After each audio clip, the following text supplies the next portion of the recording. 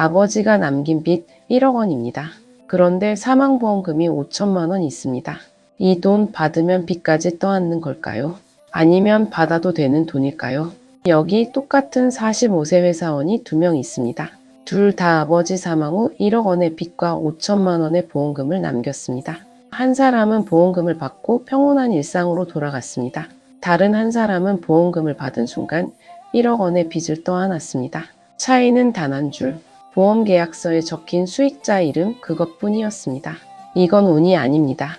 지식의 차이입니다. 같은 보험금인데 어떤 건 절대 받으면 안 되고 어떤 건 꼭 받아야 합니다. 문제는 대부분 이 차이를 사망 후에야 알게 된다는 겁니다. 오늘 이야기는 40대 이상이라면 결코 남의 일이 아닙니다. 당신이 모르는 사이 당신의 부모님 통장에 있는 보험금 하나가 당신 인생의 다음 10년을 결정할 수 있습니다. 실제 사례입니다. 회사원 김정화 씨 45세입니다.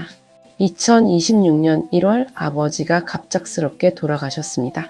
예금은 3천만 원이 전부였습니다. 그런데 빚이 1억 원이 넘게 있었습니다. 상속을 받으면 7천만 원의 빚을 떠안게 되는 상황입니다. 당연히 상속 포기를 결심했습니다. 그런데 한 가지가 남았습니다. 아버지가 가입한 생명보험이었습니다. 수익자는 딸 본인으로 되어 있었습니다. 사망보험금은 5천만 원이었습니다. 여기서 김정화 씨는 멈춥니다. 혹시 이 돈을 받으면 상속을 승인한 걸로 간주되는 건 아닐까? 보험금을 받는 순간 빚 1억 원까지 모두 떠안게 되는 건 아닐까? 실제로 대한민국 국민 1인당 연간 보험료는 약 490만 원입니다. 매달 성실하게 보험료를 내왔는데 정작 받아야 할 순간에 받지 못한다면 이건 억울한 일입니다. 그런데 더 억울한 건 따로 있습니다. 여기 법정 단순 승인이라는 게 있습니다. 본인은 포기할 생각이었는데 법이 이미 승인했습니다라고 판단하는 경우입니다. 대표적인 게 상속재산의 처분입니다. 고인의 예금을 인출했다. 고인의 채권을 받아냈다. 고인의 재산을 처분했다. 이 순간 의도와 상관없이 빚까지 떠안게 됩니다. 민법 제1026조입니다. 상속인이 상속재산을 처분하면 단순 승인한 것으로 간주한다는 조항입니다. 그래서 많은 분들이 보험금도 위험하다고 생각합니다. 법원에 상속포기 신청은 했지만 아직 심판이 나지 않은 상태입니다. 이 상태에서 보험금을 받으면 어떻게 될까요? 보험금을 받는 순간 상속재산을 처분한 걸로 봐서 상속포기가 무효가 되는 건 아닐까요? 이 질문은 실제로 법원에 수없이 올라옵니다. 채권자들도 이 부분을 공격합니다.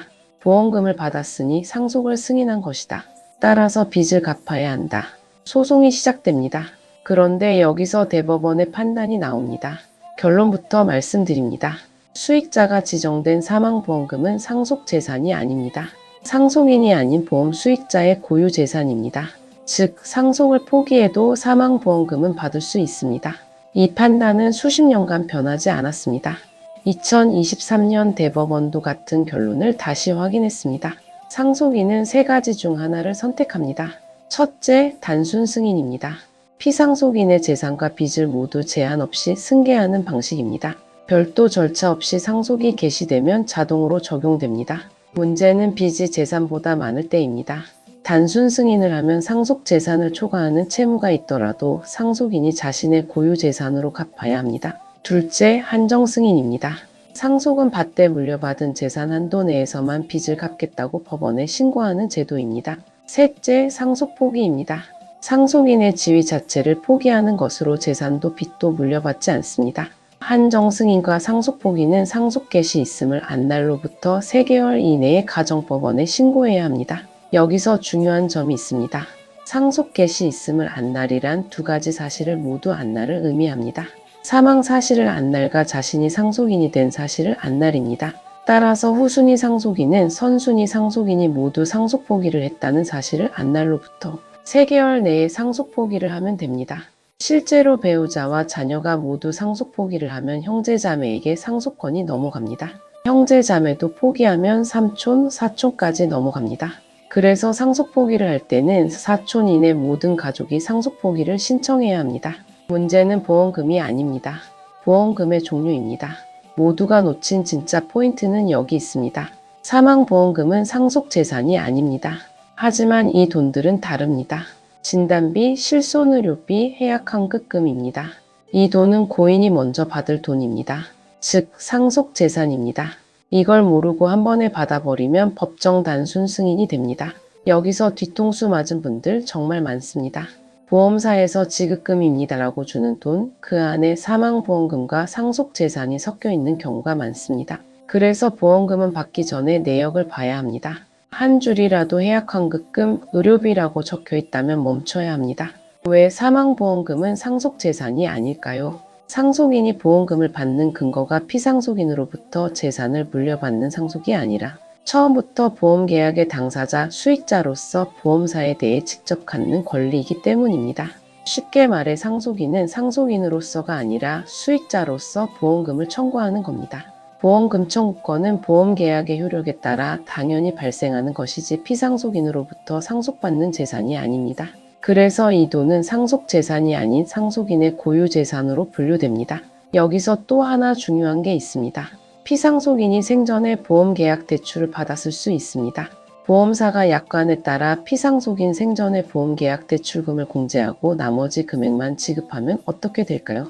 법원은 이에 대해서도 일관되게 보험약관상 대출금의 상계는 상속인의 적극적인 채무변제 행위가 아니라 보험계약의 효력에 따른 당연한 처리일 뿐이므로 상속재산 처분으로 볼 수 없다고 판단합니다. 그런데 여기서 한 가지 더 알아야 할 게 있습니다.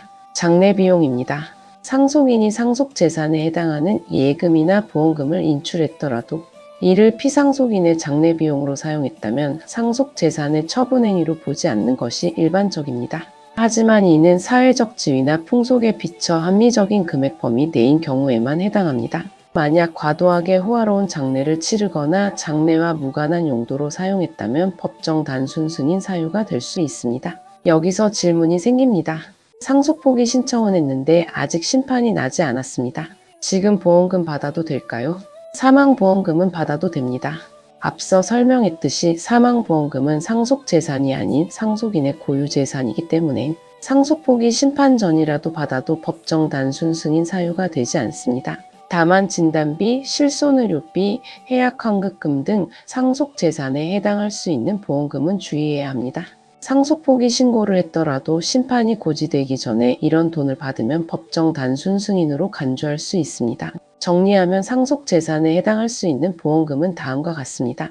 피상속인 생전에 발생한 진단비, 피상속인이 받을 실손의료비, 해약환급금, 피상속인이 자신을 수익자로 지정한 보험의 보험금입니다. 반면 상속인이 수익자로 지정된 사망보험금은 상속재산이 아닌 고유재산입니다. 정리합니다. 빚이 많은 상속이라면 사망보험금은 받아도 됩니다. 하지만 모든 보험금이 안전한 건 아닙니다. 문제는 돈이 아니라 지식의 차이입니다. 이걸 사망 전에 알면 준비가 되고 사망 후에 알면 후회가 됩니다. 여기 생각해 볼 문제가 있습니다. 수익자가 법정 상속인으로 되어 있으면 보험금은 상속인의 고유재산이 됩니다. 그런데 수익자를 피상속인 본인으로 지정한 경우는 어떻게 될까요? 보험금은 피상속인의 재산으로서 상속재산이 되고 상속인들의 고유재산이 되지 못합니다. 따라서 상속인들이 상속포기를 했을 경우 상속인들은 보험금을 받지 못합니다. 같은 보험금인데 수익자가 누구냐에 따라 결과가 완전히 달라지는 겁니다. 그런데 여기서 또 하나 생각해야 할 게 있습니다. 세금입니다. 민법상으로는 사망보험금이 상속재산이 아닙니다. 하지만 세법은 다릅니다. 상속세 및 증여세법은 사망보험금을 상속재산으로 보고 더 나아가 상속인의 범위에 상속을 포기한 사람도 포함하고 있습니다. 따라서 피상속인이 보험계약자이거나 실질적으로 보험료를 납입한 경우에는 사망보험금도 상속재산으로 보아 상속세 과세의 대상이 됩니다. 물론 상속세는 면제 한도를 초과한 금액에 대하여 부과되고 있으니 상황에 맞는 구체적인 검토가 필요합니다. 한편 국세기부법도 피상속인의 사망으로 인해 보험금을 받은 상속인이 상속포기를 하였더라도 받은 보험금 한도 내에서는 피상속인에게 부과된 세금 등을 납부할 의무가 있다고 규정하고 있습니다. 즉 체납된 세금이 있다면 상속포기를 하였더라도 수령한 사망보험금으로 망인의 체납세금을 납부할 의무가 있게 됩니다. 이처럼 사망보험금에 대한 민법과 세법의 해석이 달라 혼란스러울 수 있습니다. 그렇다면 실무에서는 어떻게 해야 할까요? 첫째, 보험금 세부 내역을 꼼꼼히 살펴 사망보험금 외에 진단비, 실손의료비, 해약 환급금 등 상속재산에 해당하는 항목이 섞여 있는지 확인해야 합니다. 둘째, 상속재산에 해당하는 예금이나 보험금은 장례비용 등 합리적 범위 내에서만 사용해야 합니다. 셋째, 한정승인이나 상속포기 신고 후에도 심판이 고지될 때까지는 상속재산 처분에 주의해야 합니다. 오늘 이 이야기를 들은 분이라면 한 가지 질문을 스스로에게 던져보시기 바랍니다. 우리 집 보험금 누가 수익자인가? 이 질문 하나가 가족의 미래를 완전히 바꿀 수 있습니다. 상속 포기를 하는 사람이 늘고 있습니다. 빚이 재산보다 많은 상속이 늘어나고 있기 때문입니다. 그런데 여기서 중요한 건 상속 포기를 할 때 후순위 상속인까지 모두 고려해야 한다는 점입니다. 배우자와 자녀가 상속 포기를 하면 직계 존속인 부모에게 상속권이 넘어갑니다. 부모도 포기하면 형제자매에게, 형제자매도 포기하면 삼촌, 사촌에게 넘어갑니다. 실제로 왕래가 없던 작은아버지의 빚 때문에 조카에게 민사소송이 날아오는 경우도 있습니다. 따라서 상속 포기를 할 때는 사촌 이내 모든 가족이 상속 포기를 신청해야 안전합니다. 그런데 채권자 입장에서는 후순위 상속인에게까지 청구하는 경우가 많지 않습니다. 선순위 상속인들이 모두 상속 포기를 했다고 하면 후순위 상속인에 대한 청구는 대부분 포기하기 때문입니다.